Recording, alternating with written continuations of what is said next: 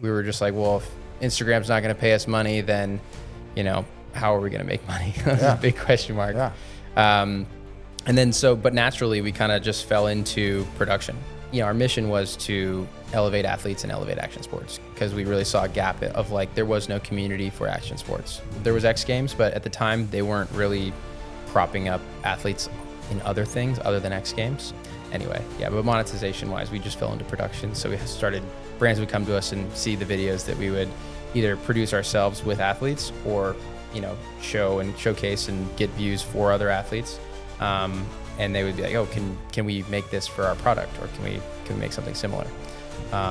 And we're like, I guess the first one we were like, I guess we could. And then that's when we're like, oh, we can just, actually have a production company. That's cool. We can actually be a production company. You evolved. Yeah, for sure. And, that didn't take too long for us to realize that.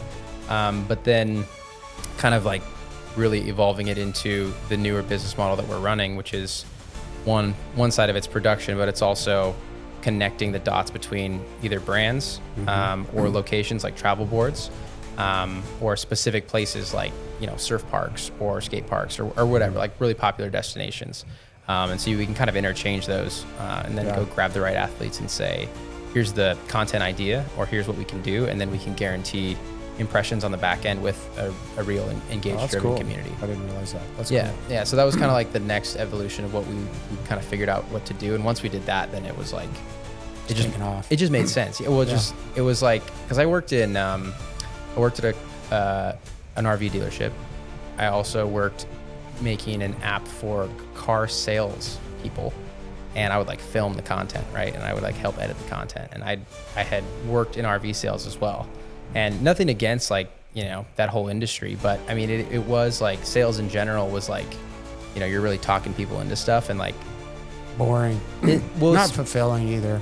For sure. But not for me. I was like, I can't do the mundane stuff. Yeah. I also wasn't fulfilling enough for me, because I didn't feel like I was basically like giving people value for their lives, where I get it. Like a lot of people, need that help to go get a car or an RV or whatever.